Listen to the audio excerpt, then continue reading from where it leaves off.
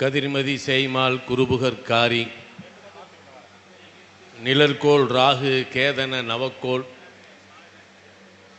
நன்கொண்ட இந்த கொங்கு மண்டபத்திலே வீற்றிருக்கக்கூடிய என் அருமை சகோதர சகோதரிகளே, இந்த விழாவை காலையிலிருந்து இந்த நேரம் வரை மிக சிறப்பாக மேடையை அலங்கரித்த அறிஞர் பெருமக்களே, அதனினும் மேலாக வருடத்திற்கு ஒரு முறை டிசம்பர் மாதம் என்றாலே அது ஒரு திருவிழாவாக இருக்கும் என்று என்ற நம்பிக்கையை நமக்குள் விதைத்து இந்த வருடம் ஏழுமலையான் ஜோதிட திருவிழா என்ற பெயரை இந்த விழாவிற்கு பெயரிட்டு மிக சிறப்பாக நடத்தி கொண்டிருக்கக்கூடிய அருமை சகோதரர் முகுந்தன் முரளி அவர்களே,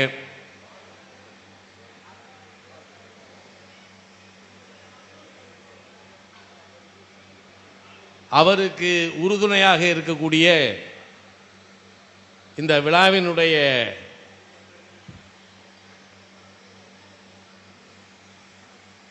நண்பர்களே, அவருக்கு என்ன முகுந்தனுக்கு துணையாக இருக்காங்க, இந்த விழாவினுடைய அதாவது இந்த சங்கத்தினுடைய அங்கத்தினர்களே, உங்கள் அனைவருக்கும் நான் வணங்கும் வல்லநாட்டு சித்தர் சாது சோம்பர சுவாமிகளுடைய திருவடிகளை வணங்கி என் வணக்கத்தை தெரிவித்துக் கொள்கின்றேன். காலையிலிருந்து நிறைய ஜோதிட முத்துக்களாக கேட்டுக்கிட்டு இருக்கீங்க. ஏன்னா நிறைய பேர் கருத்துக்கள் ரொம்ப ஆழமாக நல்லா அழகாக கொடுத்தாங்க. இப்போ நம்ம பேச வேண்டிய கேட்க வேண்டிய கருத்துக்கள் அல்லது பேச வேண்டியவர்கள் பேசாமல் சென்று விட்டது தான் பெரிய இதாக இருக்குது. ஏன்னா இப்போ அண்ணன் நவமணி அண்ணனுக்கெல்லாம் டைம் கொடுத்தோம் அப்படின்னா மிக அழகான கருத்துக்களை நம்ம கொடுப்பார். அதே மாதிரி தான் ஒவ்வொருத்தரும் சரவண சோமசுப்ரமணியன் செல்வாலாம் நல்லா ஆய்வு பண்ணியிருக்கான். சரி, ஆனால் இனி வரக்கூடிய காலகட்டத்தில் அவர்களுக்கெல்லாம் நேரம் கொடுத்து அவருடைய கருத்துக்களை பெற வேண்டும் என்பது நமது எண்ணமாக இருந்தாலும், இப்போ எல்லாருமே இங்கே இருக்கிறவங்க அத்தனை பேருமே ஜோதிடர்களா அப்படின்னா எனக்கு தெரியாது.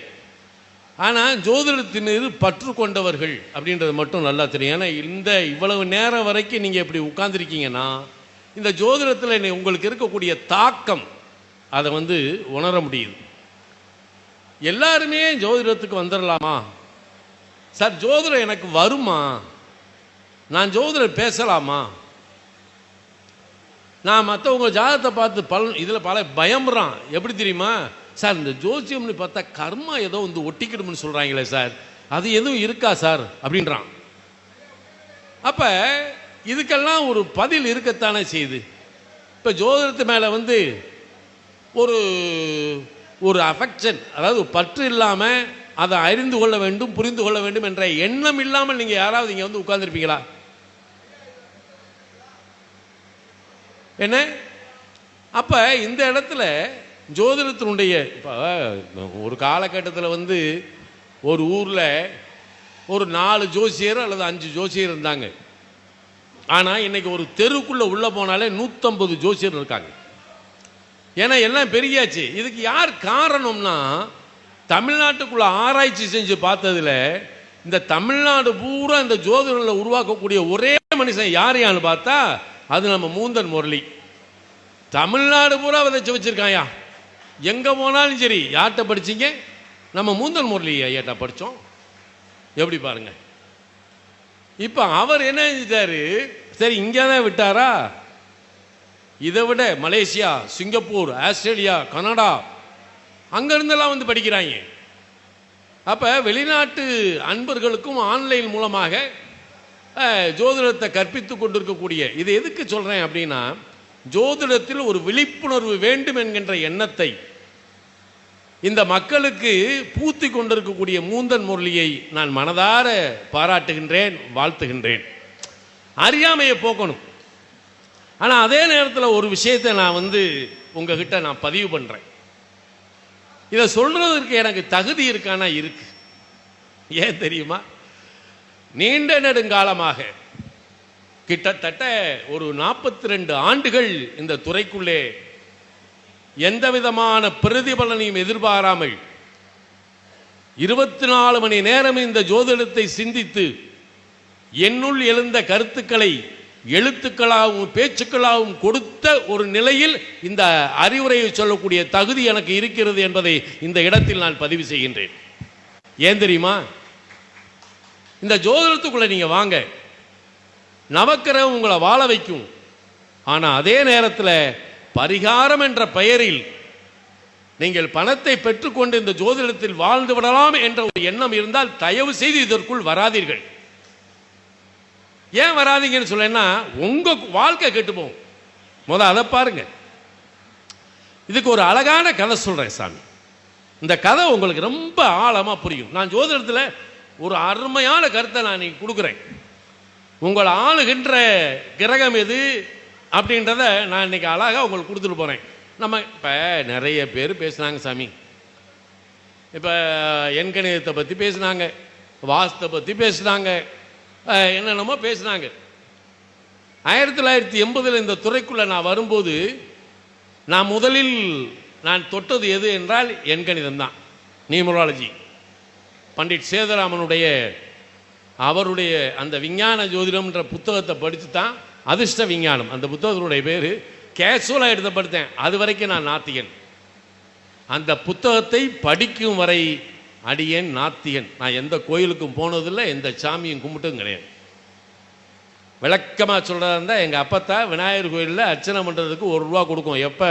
நான் சிறுபிள்ளையாக இருக்கும்போது. அந்த காலத்தில் முத்துவிலாச ஹோட்டலில் புரோட்டாவை தின்னு அங்கே உள்ள ஊதி மடித்து கொடுத்தேன் நான்.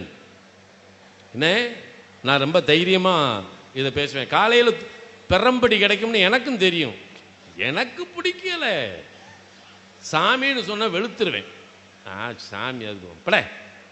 ஆனால் இன்னைக்கு பாண்டியன் ஜெய்கால் சுவாமிகள் சொல்லி ஒரு சுவாமிகள்கிட்ட தான் இந்த புத்தகத்தை வாங்குறேன். அவர் தான் எனக்கு முதல் குருவாகிறாரு. 82 சஞ்சீவி மலையில், எனக்கு ராஜபாளையத்து பக்கத்தில் கூடிய சஞ்சீவி மலையில் பெரிய யாகசாலை கூட்டி தான் எனக்கு மந்திர உபதேசமே நடந்தது. அந்த மந்திரத்தை 84, 85 சித்தி முடிச்சிட்டேன், சித்தி பண்ணிட்டேன். என் குருநாதரே என்ற இது பண்ணுறதுக்கு அச்சப்படுவார். ஒரு சின்ன பிசிறு இல்லாமல் அந்த மந்திரத்தினுடைய ஜபத்தை சித்தி பண்ணேன். அவர் சொல்லக்கூடிய அந்த பூஜா முறைகள் எல்லாம் சரியாக பண்ணி வெளியே வந்தப்போ என் குருநாதரே எனக்கு கல்யாணம்னு பேச்சு எடுக்கிறார். நான் என் குருநாதரை கேட்குறேன், உன்ட்ட கல்யாணம் கேட்டேன் நான் வேணாம், எனக்கு தேவையில்லை.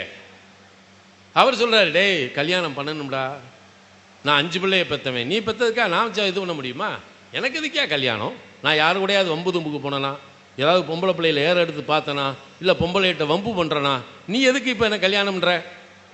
தலையில் அடிச்சுக்கிட்டார். ஆனால் 87 பிடிச்சி வச்சு கல்யாணத்தை பண்ணிவிட்டாங்கன்னு வைங்க. 87 கல்யாணம் முடித்தப்ப எனக்கு அமிர்தானந்தமையினுடைய தொடர்பு கிடைக்குது. அம்மா மதுரைக்கு வர்றாங்க 87. முத அம்மாவை கல்யாணம் முடித்த கையோடு பார்க்குறேன். அம்மாவுடைய அனுக்கிரகம் எனக்கு கிடைக்குது.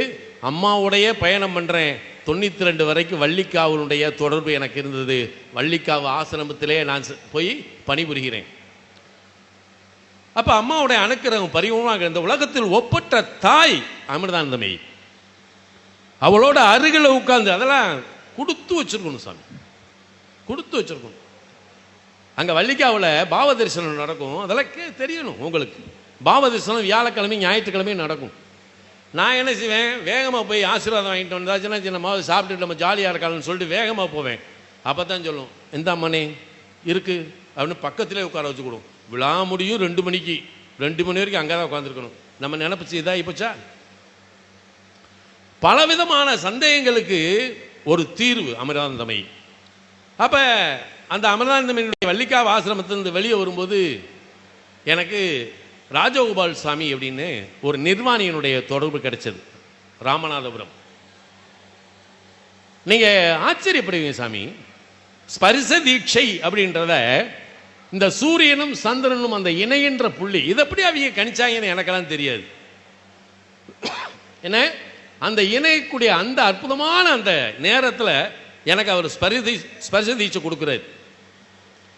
அவர் என்னை வளர்த்து ஆளாக்குறார். இந்த ஆன்மீகத்தில் இருக்கக்கூடிய 8 நிலைகளை எல்லாம் எனக்கு அதாவது சுட்டி காட்டிய ஒரு பெருமகனார் ராஜகோபால் சாமி. எதுக்கு நான் அதை சொல்றேன்றது கடைசியில் சொல்றேன்.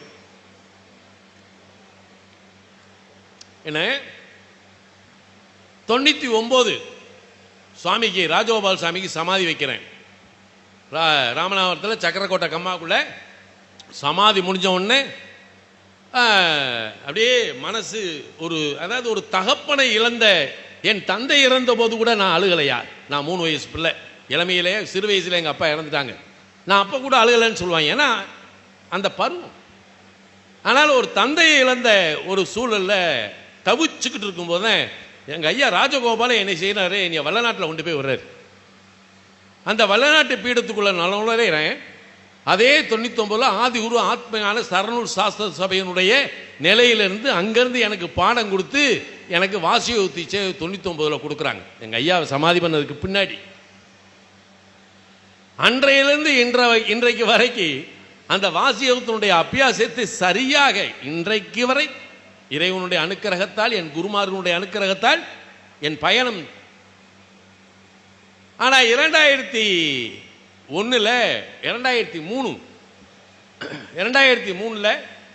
மாசி மாதம் 26ஆம் தேதி எனக்கு வஸ்திர தீட்சை கொடுக்குறாங்க. வஸ்திர தீட்சை வாங்குறதெல்லாம் சாதாரண விஷயம் இல்லை சாமி. என்ன இன்னைக்கு பொதிகமலையில் இருக்கக்கூடிய செண்பாதேவி மலைக்கு மேலே இருக்கக்கூடிய தட்சணாமூர்த்தி குகைக்குள்ள 48 நாள் தவ வாழ்க்கை வாழ்ந்திருக்கும்.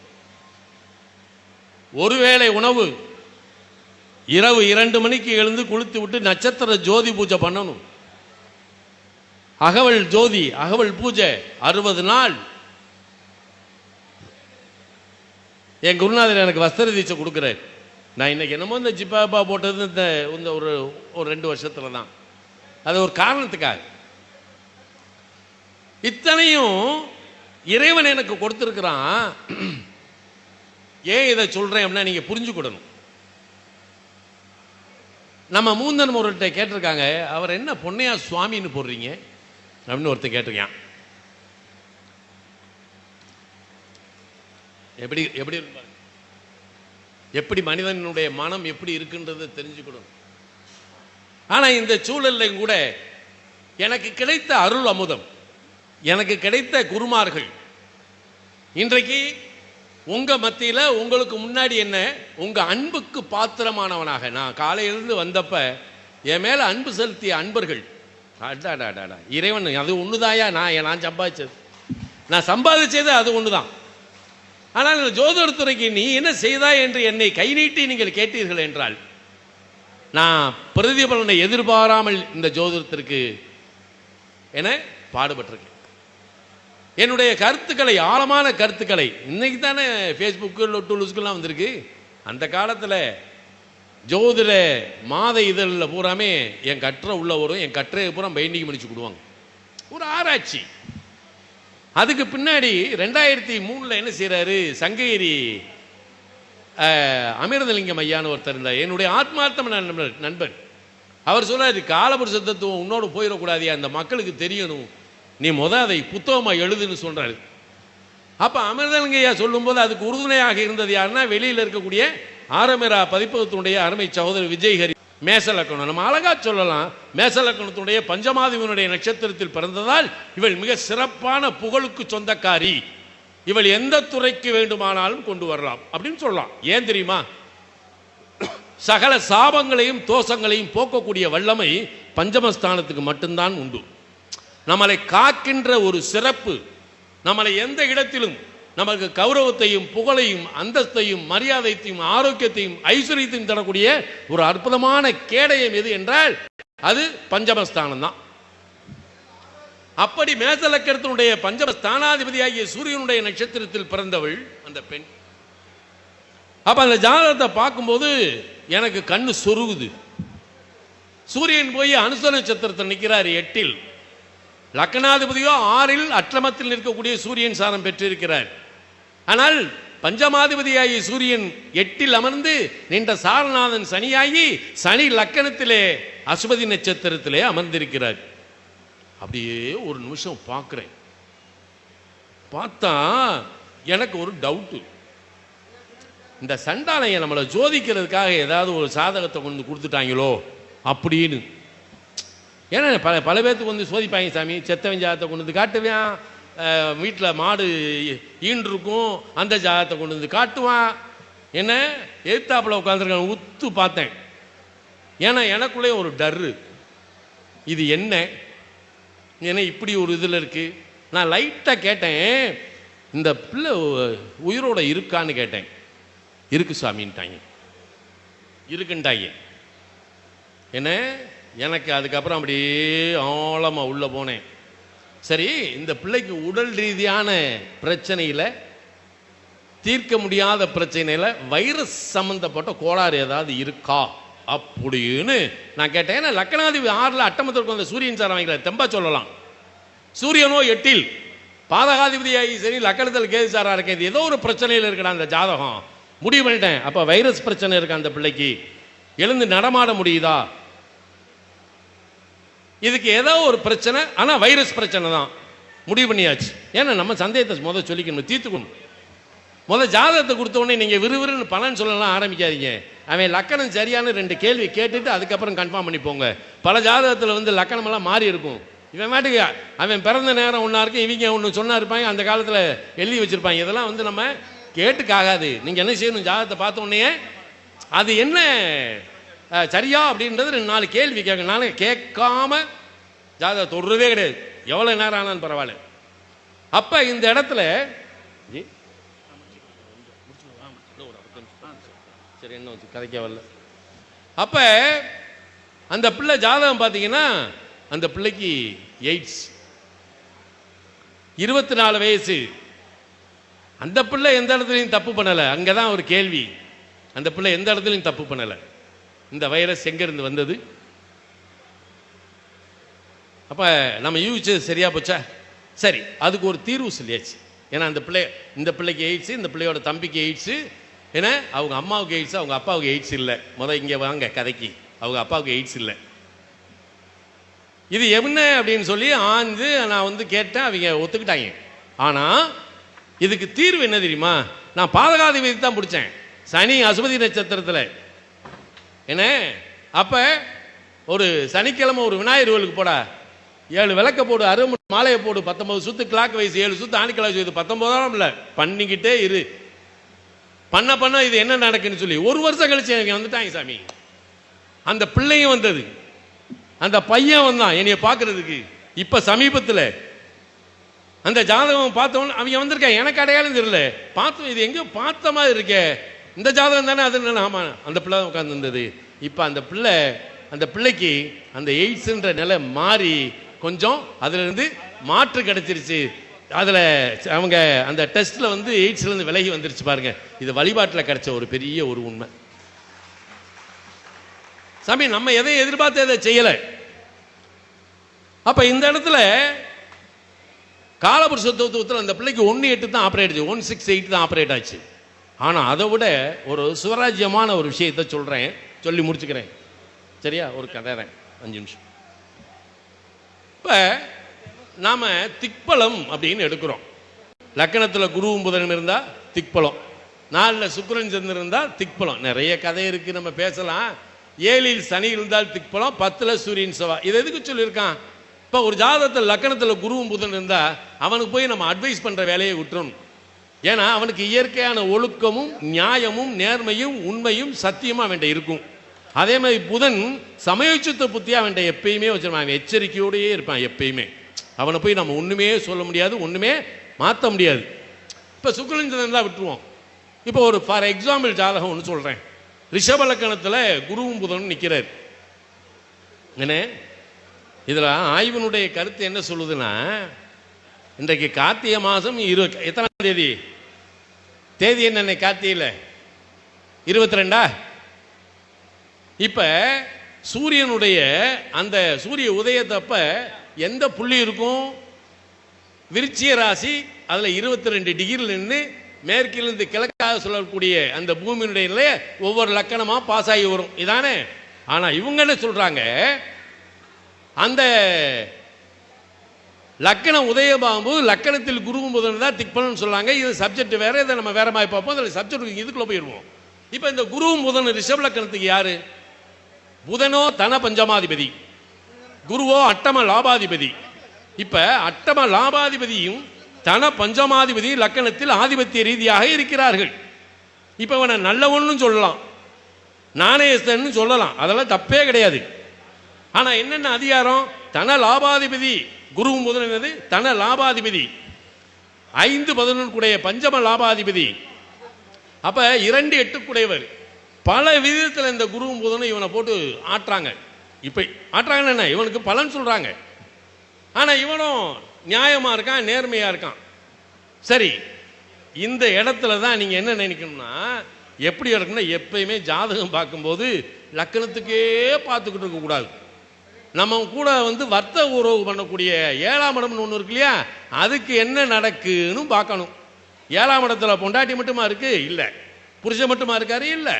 உலகத்தில் இருக்கக்கூடிய அத்தனை வர்த்தக உறவுகளும் 7ஆம் இடத்துல தான் இருக்கு. அப்போ இந்த 7ஆம் இடத்துக்கு குரு யாரு? குருவும் புதன் யாரு? தன பஞ்சமாதிபதி. புதன் அட்டம லாபாதிபதி. இப்போ இந்த குரு முதல் லக்கணத்தில் இருக்கும்போது லக்கணத்துக்கும் 2, 5, 8, 11, 7ஆம் இடம் ஆகிய விருச்சியத்துக்கும் 2, 5, 8, 11. இப்போ இந்த என்ன பிஸ்னஸ் பண்ணலாம், என்ன பண்ணலாம் அப்படின்னா, கொடுக்கல் வாங்கல் அப்படின்றது இந்த வங்கி உறவு இருக்கு இல்லையா, சிட்பண்டு சீட்டு ஃபினான்சியல் சம்மந்தப்பட்டது இவன் பண்ணலாம். ஏன்னா இவன் யாருக்கு மோசம் பண்ண முடியாது, இவன்கிட்ட வர்த்தக உறவு வச்சிருக்கவனும் மோசம் பண்ண முடியாது. ஏன்னா இவனுக்கு 2, 5, 8, 11 பணபரஸ்தானத்தில் 2, 5, 8, 11 ரொம்ப முக்கியம் இல்லையா. அப்போ இங்கே 2, 5, 8, 11 இவனுக்குமே, இவனுக்கு புதன் 2, 5 கூடையவர், குரு 8, 11 கூடையவர். அப்போ விருச்சியம்ன்ற இவனோட வர்த்தக உறவு வச்சுக்கிறவனுக்கு குரு 2, 5 கூடையவர், புதன் 8, 11 கூடையவர். இப்போ 2 பேர்த்துக்குமே பணபரஸ்தானம் வேலை செய்தா? 2, 8, 8, 11 கரெக்டாக வேலை செய்யுது. சரியா? இவன் ஃபைனான்ஸ் பண்ணுறான். நிறைய பேர் இவன்கிட்ட சிட்பண்ட்ஸில் டெபாசிட் பண்ணுறாங்க. நல்லா ஜே ஜே ஜே ஜே ஜேன்னு போய்கிட்டு இருக்கு. இவன்கிட்ட போய் முதலீடு பண்ண பூரா வர்த்தக அந்த சீட்டு சிட்பண்டில் போய் வியாபார வர்த்தக உறவு வச்சிருக்க பூரா என்ன செய்யலாம்? நாணயம், நம்பிக்கை அப்படின்னு போய்கிட்டு இருக்கான். ஒரு நாள் இந்த ரிஷப லக்னத்துக்காரனை காணோம்னு பத்திரிகையில் பேப்பரில் வருது நியூஸு. இப்போ எங்கடா போச்சு இந்த குருவும் புதனும்? நல்லா தானடா வேலை பார்த்துச்சு. இப்போ தான் தீர்வு என்ன தெரியுமா? இந்த ரிஷப லக்கணத்துக்கு புதன் தன பஞ்சமாதிபதி, குரு அட்டம லாபாதிபதியாக இருக்கலாம். ஆனால் ரிஷப லக்கணத்துக்கு காலபுருஷனுக்கு 3, 6, 9, 12 தலைமறைவு. என்ன செஞ்சிட்டான்? டெபாசிட் பண்ணது பூரா ஒரு நாள் என்ன செஞ்சிட்டான்? தலைமறைவு. காரணம் என்ன? மிதுனம் காலபுருஷனுக்கு 3ஆம் இடம், கன்னி 6ஆம் இடம், தனுசு 9ஆம் இடம், மீனம் 12ஆம் இடம். இப்போ இதுதான் இயங்குச்சு. 3, 6, 9, 12 தலைமறைவு. ஒருத்தனுக்கு வெளிநாட்டுக்கு போனா எந்த பாவத்தை பார்ப்பீங்க? 3, 6, 9, 12 தான் பார்ப்பீங்க. 3, 9, 12 தானே. வெளிநாட்டு போனா பாவக ரீதியாக பலன் சொல்லி பழகுங்க. எடுத்த உடனே கிரக சேர்க்கை அது இதுன்னு குருட்டாம்போக்கில் பலன் சொல்லி பழகுனீங்கன்னு வைங்களேன், ஜோதிடத்துக்குள்ள என்றைக்குமே நீங்கள் எந்திரிக்க முடியாது. பாவகத்தை புரிஞ்சுக்கணும். பாவ காரகம், கிரக காரகம், இதை எடுத்து இணைச்சு பலன் சொல்லி பார்த்தீங்கன்னா நீங்கள் எந்த இடத்துலையும் எளிமையாக தப்பிக்கலாம். இல்லைன்னா நீங்கள் இப்படியெல்லாம் போய்கிட்டு இதை சொல்லி இந்த நேரம் இதை இப்படி இருக்காது அப்படி இருக்குன்னு குருட்டாமலை எங்கேயாவது கவுத்தி விட்ருவோம். நல்லா தேர்ந்த பின்னாடி தான் நீங்கள் அதுக்கெல்லாம் வரணும். இப்போ ரிஷபத்துக்கு 3, 6, 9, 12 வேலை செஞ்சிருச்சு. அதே விருச்சியத்துக்கு அதே காலபுருஷன் 3, 6, 9, 12 தானே வேலை செஞ்சு. அப்போ அவன் தலைமறைவானான், இவன் எல்லாத்தையும் இழந்தான். இதுதான் காலபுருஷ தத்துவம். காலபுருஷத்தில் பலன் பார்க்க வெறும் கட்டத்துக்கு பலன் சொல்லலாம், அக்கியருசியாக இருக்கும். அதுக்கெல்லாம் சந்தர்ப்பம் இல்லை. இருந்தாலும் காலபுருஷ தத்துவத்தை ஏன் நம்ம படிச்சுக்கொள்ளணும்? உங்களுக்கு காலபுருஷ தத்துவம் படிக்கணும்னு ஆசை இருக்கா? நேராக மூந்தன் முறையிட்ட ஒரு ஃபோன் அடிங்க, ஐயா எங்கள் காலபுருஷ தத்துவம் வகுப்பு நடத்துங்க அப்படின்னு சொல்லுங்கள். அவர்கிட்ட கான்டாக்ட் ஆகுங்க, கிளாஸுக்கு வாங்க, நம்ம பேசுவோம். வெறும் கட்டத்துக்கு பலன் சொல்லணும். நீங்கள் வெறும் கட்டத்துக்கு பலன் சொல்லி பழகிட்டீங்கன்னா உலகத்தில் நீங்கள் எந்த ஜாதகத்துக்கும் பலன் சொல்லலாம். எந்த பாவகம் சம்பந்தப்பட்ட விஷயத்தை நான் சொல்லித்தரேன் என்ன நடக்கும்ட்டு. சரியா? நல்ல ஒரு அற்புதமான இந்த மாலை நேரத்தில் உங்களோடு பகிர்ந்து கொள்ளக்கூடிய இந்த நிலையை கொடுத்த இறைவனுக்கு நன்றி சொல்லி, இந்த விழாவை சிறப்பாக நடத்தி கொண்டிருக்கக்கூடிய என் அருமை சோதரர் மூந்தன் முரளிக்கு ஏழுமலையான் ஆசீர்வாதம் மட்டுமல்ல, 33 கோடி தேவருடைய ஆசீர்வாதம் கிடைக்கப்பட்டு மேன்மேலும் இவர் வளரணும், மேன்மேலும் இவர் வளரணும், இந்த ஜோதிடத்துக்கு சிறப்பு செய்யணும். எல்லாம் வல்ல இறைவன் நான் வளநாடு சித்தர் சாது சிதம்பர சுவாமிகள் உங்கள் இல்லமெல்லாம் வந்திருந்து நல்ல வளமும் நலமும் தந்தரல வேண்டுமாய் வேண்டி அமர்கின்றேன். ஆனந்தம் ஆனந்தம் ஆனந்தம்.